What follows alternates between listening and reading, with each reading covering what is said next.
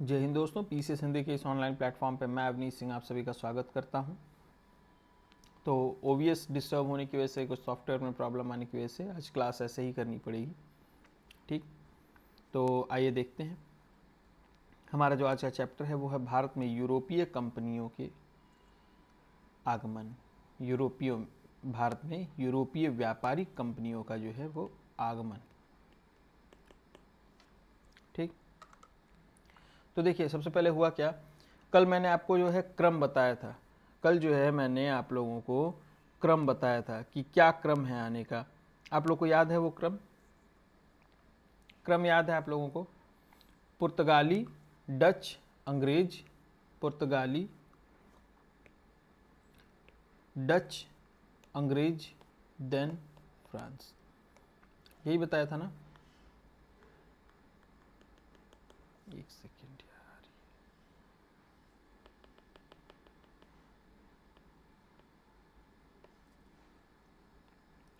ठीक, तो सबसे पहले कौन आया उसमें? पुर्तगालियों में भी अगर हम पुर्तगालियों की बात करें, सबसे पहले पुर्तगालियों की बात करें तो पुर्तगालियों में सबसे पहले सर्वप्रथम कौन आया? Vasco da Gama. कौन आया? वास्को डिगामा आया। कब आया? 1498 में। बस इतना याद रखिए, 1498 में आया।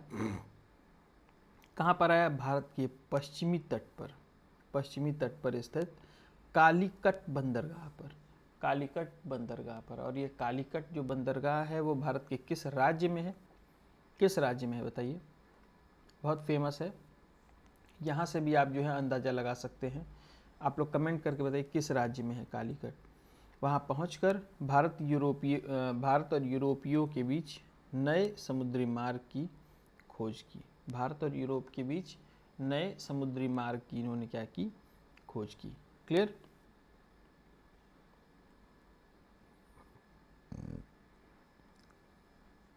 उसके बाद क्या होता है कि इस यात्रा के बाद वास्को डिगामा को इस यात्रा में वास्को डिगामा का जो है वो पथ प्रदर्शक मतलब गाइड की तरह से कौन काम करता है? अब्दुल मनीद नाम का व्यक्ति। अब्दुल मनीद नाम का व्यक्ति। ठीक, फिर वास्को डिगामा के बाद फ्रांसिस्को दी अल्मीडा आता है। फ्रांसिस्को डी अल्मीडा आता है 1505 में। ये प्रथम पुर्तगाली वायसराय बनकर आया। तो प्रथम पुर्तगाली वायसराय कौन था? वास्को डिगामा थे? वास्को डिगामा थे? वास्को डिगामा नहीं थे, फ्रांसिस्को दी अल्मीडा था। ये सिर्फ यात्री था वास्को डिगामा। ठीक, ये कब आता है? 1505 में। फिर 1509 में अल्फांसो दी अल्बुकर्क आता है। अल्फांसो दी अल्बुकर्क आता है। ठीक, पुर्तगाली वायसराय बनकर। करेक्ट। 1510 में बीजापुर के यूसुफ आदिल शाह से गोवा को जीता इसने। ठीक, इसने क्या किया? गोवा को जीता। किससे जीता? पहले वो बीजापुर के शासक जो थे यूसुफ आदिल शाह, उनके हिस्से में पड़ता था। तो 1510 में किसने जीत लिया? अल्फांसो दी अल्बुकर्क ने। उसके बाद दक्षिण पूर्वी तट पर पुर्तगालियों की एकमात्र बस्ती बसाई जाती है। सॉरी, एक ये छूट गया। पुर्तगालियों ने अपनी पहली व्यापारिक कोठी पुर्तगालियों ने अपनी पहली व्यापारिक कोठी कहाँ पर खोली थी? कहाँ पर खोली थी? कोचीन में खोली थी। कहाँ पर खोली थी? कोचीन में। करेक्ट। फिर उसके बाद दक्षिण पूर्वी तट पर पुर्तगालियों ने अपनी एक बस्ती खोली थी सेंट थॉमे करके। क्या करके? सेंट थॉमे करके। पुर्तगालियों के बाद कौन लोग आते हैं? डच आते हैं। पुर्तगालियों के बाद कौन आते हैं? डच। पहला डच यात्री कौन था? Cornelis de Houtman. Cornelis de हॉटमैन।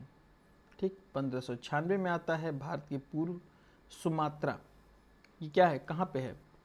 कहाँ पे है सुमात्रा? इसके आसपास के दो और कंट्रीज के नाम बताइए तो, सुमात्रा के आसपास के। ठीक, आप लोग कमेंट में बताइए। आप लोग पार्टिसिपेट नहीं करेंगे कमेंट में तो कैसे काम चलेगा, आप बताइए। आप लोगों को लगता है हाथ पे हाथ रख के बैठ के आप लोग क्लास कर लेंगे, जब तक इंटरैक्टिव नहीं रहेगा सेशन मुझे भी नहीं मजा आएगा, है ना। डचों ने भारत में अपनी पहली जो व्यापारिक कोठी खोली थी वो कब खोली? 1605 में। किस स्थान पर खोली? मसूलीपट्टनम में। कहाँ पर खोली? मसूलीपट्टनम में। मसूलीपट्टनम, आप लोग कमेंट में आज करके बताइए कि ये मसूलीपट्टनम किस राज्य में है। मसूलीपट्टनम किस स्टेट में है, आप लोग बताइए। और सिर्फ स्टेट का नाम नहीं बताएंगे, सिर्फ स्टेट का नाम नहीं बताएंगे, सिर्फ स्टेट का नाम नहीं बताएंगे, बल्कि साथ में लिखेंगे कि मसूलीपट्टनम फला राज्य। करेक्ट। तो डचों की दूसरी व्यापारिक कोठी कहाँ पर स्थापित हुई? पुलिकट में हुई। कहाँ पर हुई? पुलिकट में हुई, है ना। उसके बाद यहाँ पे क्या किया इन्होंने? यहाँ पे क्या किया इन्होंने? स्वर्ण सिक्के को ढालना शुरू किया, सोने के सिक्के को यहाँ पे ढालना शुरू किया। और जो पुलिकट थी उसी को अपने सारे गतिविधियों का केंद्र बना लिया इन्होंने। ठीक। भारत में प्रथम बार औद्योगिक वेतनभोगी कौन रखे? यानी वेतन पर औद्योगिक कार्य करने वाले को कौन रखा? डचों ने। किसने रखा? डचों ने रखा था। ठीक, यह बात ध्यान रखिएगा। नेक्स्ट है कोलाचेल की लड़ाई। कौन सी लड़ाई? कोलाचेल की लड़ाई। ठीक ना, कोलाचेल की लड़ाई। इस लड़ाई में त्रावणकोर के राजा, कहाँ के? त्रावणकोर, ये प्लेस का नाम याद रखिए। त्रावणकोर के राजा मार्तंड वर्मा ने एडमिरल यूस्टिचियस डी लेनार्ट की नेतृत्व वाली डच ईस्ट इंडिया कंपनी की सेना को हरा दिया। त्रावणकोर के राजा की यानी कुल मिलाकर के जीत हुई। ठीक। फिर डचों का भारत में अंतिम रूप से पतन कब हुआ? पतन कब हुआ? 1759 में। 1759 में अंग्रेजों और डचों के मध्य युद्ध हुआ। कौन सा? वेदरा का युद्ध। तो आप लोग को पता ही होगा कौन जीता होगा, कौन हारा होगा। उसके बाद क्या होता है? 1600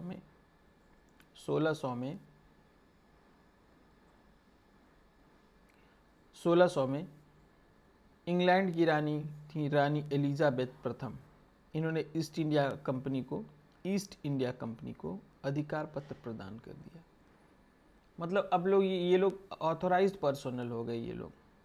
ठीक, कि अब आप जाइए, मतलब ब्रिटेन की रानी से अधिकार पत्र प्राप्त करके, जैसे आप समझिए ऐसे कि आप इंडिया से किसी दूसरे देश में जा रहे हैं, ऐसे ही बस मुंह उठाए चल दिए यहाँ पे, वहाँ पे जाके आप कुछ अपना व्यापार करने लगे। और दूसरा, जब आप भारत सरकार आपको कोई सर्टिफिकेट दे करके आपको यहाँ भेजे तो क्या होगा? आप ज़्यादा अधिकार के साथ वहाँ पे रह पाएंगे। समझ रहे इस बात को? तो प्रथम ईस्ट इंडिया कंपनी में 217 साझेदार थे, ये याद रखने की कोई ज़रूरत नहीं। ये बस याद रखें, पहला गवर्नर कौन था? टॉमस स्मिथ था। पहला गवर्नर कौन था? टॉमस स्मिथ था। ठीक। मुगल दरबार में जाने वाला प्रथम अंग्रेज कौन था? मुगल दरबार में जाने वाला प्रथम अंग्रेज कौन था? Captain Hawkins. Captain Hawkins. इसने ये किसके राजदूत के रूप में जो है मुगल दरबार में गया था? जेम्स प्रथम के। PCS 2023 यहाँ से प्रश्न था। ठीक है। फिर 1609 में यह जहांगीर के दरबार में क्या करता है? पहुंच जाता है। तो किसके दरबार में पहुंचा? किसके दरबार में पहुंचा? जहांगीर के। किसके दरबार में पहुंचा? जहांगीर के दरबार में पहुंचता है। क्लियर? यदि आपसे प्रश्न पूछे कि भारत में आने वाला प्रथम अंग्रेजी जहाज कौन सा था? प्रथम अंग्रेजी जहाज कौन सा था? तो रेड ड्रैगन। कौन सा था? Red dragon. क्लियर? 1611 में दक्षिण पूर्व समुद्र तट पर सर्वप्रथम किसने जो है मसूलीपट्टनम में व्यापारी कोठी की स्थापना की थी? किसने जो है व्यापारिक कोठी की स्थापना की? अंग्रेजों ने। या फिर ऐसे पूछ दे कि 1611 में दक्षिण पूर्वी समुद्र तट पर सर्वप्रथम अंग्रेजों ने किस स्थान पर अपने व्यापारिक कोठी की स्थापना की? तो किस स्थान पर की? मसूलीपट्टनम। किस स्थान पर? मसूलीपट्टनम। उसके बाद क्या होता है? जहांगीर ने 1613 में एक फरमान जारी किया और फरमान जारी कर क्या बोला कि अंग्रेजों को सूरत में अपने व्यापारिक कोठी खोलने की अधिकार है। ठीक, क्लियर? तो सूरत में व्यापारिक कोठी खोलने का अधिकार किसने दिया? जहांगीर ने। किसने दिया? जहांगीर ने दिया। कब दिया? 1613 में। कब दिया? 1613 में। पूर्वी तट पर अंग्रेजों ने अपना प्रथम व्यापारिक कोठी कब खोला? मसूलीपट्टनम में 1611 में। और पश्चिमी तट पर सूरत में 1613 में, 2 वर्ष बाद। ठीक, पहली बार सूरत में 1608 में व्यापारिक कोठी स्थापित करने का इन्होंने प्रयास किया था, लेकिन ये उस समय नहीं कर पाए। फिर बाद में जहांगीर से आदेश लेकर के ये किए, यहाँ पर व्यापारिक कोठी अपनी इस्टेब्लिश किए। तो अगर पूछा जाएगा क्रम में अगर, तो सबसे पहले मसूलीपट्टनम लगाएंगे, फिर तब आप सूरत लगाएंगे। ठीक, फिर 1615 में सम्राट जेम्स प्रथम ने सर टॉमस रो को जो है अपने दरबारी के रूप में भेजता है। ठीक, टॉमस रो को अपने दरबारी के रूप में भेजता है। और किसके दरबार में भेजता है? जहांगीर के दरबार में भेजता है। ठीक, उसने जहांगीर एवं शाहजहां से अंग्रेजों के लिए कुछ व्यापारिक छूट की मांग की और उसमें लगभग सफल भी हो गया वो। ठीक, उसमें क्या होता है? वो सफल भी हो जाता है। ये गोल्डन फरमान क्या है? गोल्डन फरमान ये क्या है? देखते हैं। 1632 में गोलकुंडा के सुल्तान ने क्या किया? अंग्रेजों के लिए एक फरमान जारी किया, जिसके अनुसार अंग्रेज सुल्तान को 500 पैगोडा वार्षिक कर देकर गोलकुंडा राज्य के बंदरगाह पर स्वतंत्रता पूर्वक व्यापार कर सकते थे। ठीक, यानी कि अब जो है एक्सपोर्ट इंपोर्ट का काम ये लोग शुरू कर देंगे। कुल मिलाकर के एक्सपोर्ट इंपोर्ट तो कुछ करते नहीं थे, कायदे की चीज़। एक्सपोर्ट मतलब अब ड्रेन ऑफ वेल्थ यहीं से शुरू हो जाएगा। ठीक, बंदरगाह दे दिया तो बंदरगाह से शिप के थ्रू फिर सारी चीज़ें जाने लगी। ठीक, नेक्स्ट 1639 में फ्रांसिस डे ने चंद्रगिरी के राजा से क्या किया? मद्रास को पट्टे पर ले लिया और वो वहाँ पे क्या किया? किलेबंदी कर दिया। ठीक, चंद्रगिरी के राजा थे जिनके अधिकार क्षेत्र में मद्रास था। फ्रांसिस डे ने, जो कि अंग्रेज व्यापारिक सैनिक जो भी कह लीजिए, वो क्या किया? उसने जो है आदेश लेकर के उस स्थान पर किलेबंदी कर लिया और एक अपना मतलब कोठी दुर्ग का निर्माण करता है। और इसी कोठी को हम लोग जो है फोर्ट सेंट जॉर्ज नाम से जानते हैं। किस नाम से? Fort Saint George. तो फोर्ट सेंट जॉर्ज नामक किले की स्थापना किसने की थी? फ्रांसिस डे ने की थी। ठीक, और फिर बाद में इसको अंग्रेजों ने क्या किया? अपना मुख्यालय, अपना हेड ऑफिस बना लिया इसको। क्लियर है? देखिए यहाँ पे क्या होता है, खेला हो जाता है यहाँ पे। ठीक, पुर्तगाली राजकुमारी थी कैथरीन ऑफ ब्रेगांजा। ठीक, कैथरीन ऐसे बस याद ध्यान रखिए। ये पुर्तगाल की क्या थी? राजकुमारी थी। ये सब क्या करते हैं? ब्रिटेन के राजकुमार से इनकी शादी करते हैं, चार्ल्स द्वितीय से। ठीक, और दहेज में क्या देते हैं सब? सोचिए, दहेज में सब आजकल लोग गाड़ी घोड़ा बंगला मांगते हैं लोग कि ये अपना पूना वाला फ्लैट दे दीजिए, अपना दिल्ली वाला फ्लैट दे दिए, तो ये गाड़ी दे दीजिए, वो गाड़ी दे दीजिए, है ना। ये पूरा मुंबई शहर ही दे दिए सब। ठीक, एक पूरा शहर ही दे दिया। अरे तो राजा से शादी भी तो कर रहे हैं। ठीक, इरजवा क्या करता है, मुंबई पे नहीं आता है, मुंबई आता नहीं है, ठीक, और नहीं तो क्या करता है, इसको जो है भाड़े पर दे देता है, ठीक ना, किराए पे दे देता है। किसको, ईस्ट इंडिया कंपनी को, लो अब तुम लोग चलाओ और लूटो, इधर से भी लूटो। ठीक, देखिए, हमारा देश, हमारी ज़मीन, हमारा शहर, हद है। मतलब समझ में आ रही हैं चीज़ें, ये देख रहे हैं, हमारा देश, ठीक है ना, हमारा शहर, हमारी ज़मीन। पुर्तगाली लोग इस पे कब्जा भी कर रहे हैं और इसको दहेज में भी दे दे रहे हैं अंग्रेजों को। समझ में आ रहा है कितने बड़े सब, हद है। 1687 में अंग्रेजों ने पश्चिमी तट का मुख्यालय सूरत से हटाकर कहाँ बनाया, मुंबई। जरूर बनाएंगे सब, क्यों नहीं बनाएंगे सब, है ना। मुंबई सब दहेज सब पा गए थे, सब किराए पे। उसके बाद हाँ, कभी ये पूछता है कि मुंबई शहर की स्थापना किसने की थी, तो उस समय जो है बम्बई का गवर्नर कह लीजिए, अब सूरत का प्रेसिडेंट, पहले तो सूरत का प्रेसिडेंट कह लीजिए, उस वो कौन था, गेराल्ड ओंगियर। कौन था, गेराल्ड ओंगियर। इसी ने क्या की थी, स्थापना की थी। ठीक, बंगाल का एक शासक था शाह सुजा, इसके बारे में बात कर लेते हैं। इसने क्या किया था, 1651 में अंग्रेजों को व्यापारिक छूट की अनुमति दी थी। ठीक, इसी अनुमति को क्या कहते हैं, निशान। तो निशान क्या है, शाह सुजा द्वारा अंग्रेजों को व्यापारिक छूट की दी हुई अनुमति है। ठीक, क्लियर। अब ये देखिए, सूतानुती, कालीकट और गोविंदपुर, ये तीन स्थान क्यों प्रसिद्ध हैं, तो अंग्रेज ईस्ट इंडिया कंपनी जो थी वो इन तीन गांव की जमींदारी 1200 रुपये भुगतान कर प्राप्त कर ली थी। अब यानी हम 1200 रुपये आपको देंगे, बाकी हम सारा करवर हम वसूलेंगे। ठीक, और यहाँ पे फोर्ट विलियम्स की क्या की स्थापना कर ली, फोर्ट विलियम्स की स्थापना कर ली। ठीक, उसका चार्ल्स आयर क्या होता है, यहाँ का प्रेसिडेंट बन जाता है। फोर्ट विलियम का क्या होता है, प्रेसिडेंट बन जाता है। और बाद में यही कलकत्ता नगर कहलाता है, कलकत्ता के नाम से जाना जाता है। क्या होता है, यही बाद में कलकत्ता के नाम से जाना जाता है। ठीक,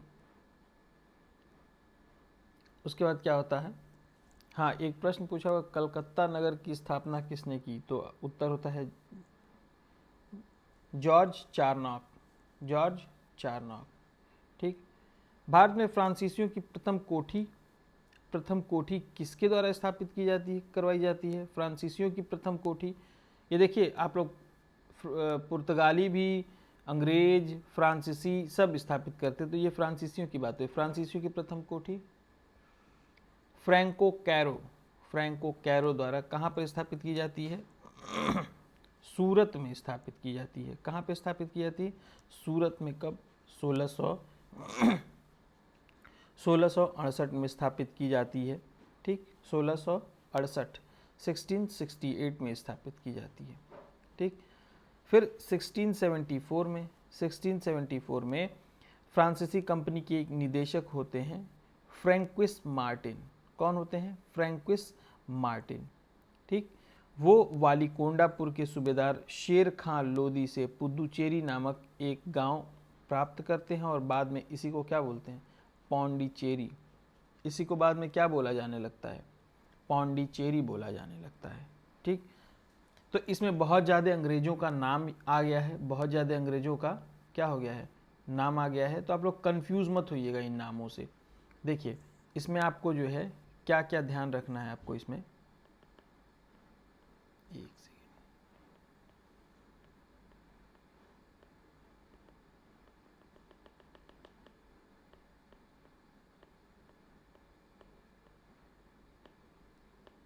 एक सेकेंड रुकिए।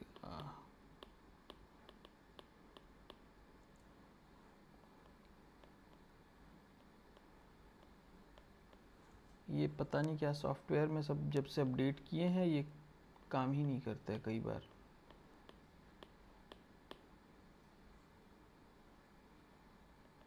चलिए ऐसा ही बता देता हूँ। देखिए, इसमें जो है आपको क्या याद रखना है। देखिए, इसके बाद हम लोग पढ़ेंगे आंग्ल फ्रांसीसी युद्ध पढ़ेंगे और 2 चैप्टर पढ़ेंगे अगली बार हम लोग। ठीक, इसमें देखिए आप लोग क्या क्या चीज़ें याद रखनी है। सबसे पहली कोठी किसने स्थापित की। ठीक, देखिए एक यहाँ से बता देता हूँ आपको क्रम से, इसमें बहुत ज़्यादा नाम आ गया था इसलिए मैं आपको, देखिए सबसे पहले कौन आता है, वास्को डी गामा, इनका नाम याद रखना है। फिर फ्रांसिस्को दी अल्मीडा का, अल्फांसो दी एल्बुकर्क का। इन तीनों की जो है क्या याद रखनी है आपको, क्रोनोलॉजी याद रखनी है। इन तीनों की क्या याद रखनी है आप लोगों को, क्रोनोलॉजी। ठीक, इनकी क्रोनोलॉजी याद करने के बाद, आप क्या करेंगे, क्रोनोलॉजी याद करने के बाद ये याद रखेंगे कि सबसे पहली व्यापारिक कोठी मसूलीपट्टनम में किसने स्थापित की, सबसे पहली व्यापारिक कोठी सूरत में किसने स्थापित की, उसके बाद व्यापारिक कोठियों को स्थापित करने का क्रम क्या था। इन तीनों से जो है प्रश्न आता है। ठीक, इन तीनों से प्रश्न आता है। उसके बाद कौन, किस राजा से किसने जो है अधिकार पत्र लिया था। फिर उसके बाद जो कलकत्ता में जॉर्ज चारनॉक ने, यही कहीं था, कलकत्ता की स्थापना जॉर्ज चारनॉक ने की थी, वो याद रखिएगा। फिर मुंबई को किसको दिया गया था दहेज में, ये बात याद रखिएगा। किसने दिया था दहेज में, ये बात याद रखिएगा। और फिर किसने उसको जो है क्या किया था, अंग्रेजों को रेंट पे दे दिया था, किराए पे दे दिया था, ये भी बात आप लोग ध्यान रखिएगा। ठीक, तो इतने कुछ थे जो बहुत इंपॉर्टेंट हैं, इनको आप याद रखिएगा। और यहाँ से ये जो है 1615 वाला, ये यहाँ से भी एक प्रश्न, एक ये और कुल मिलाकर के ये, अभी मैंने ऊपर एक और लिखा था यहाँ, इन दोनों से मिला जुला करके 2023 पीसीएस में प्रश्न भी आ चुका है। ठीक, तो आज के लिए इतना ही। जय हिंद।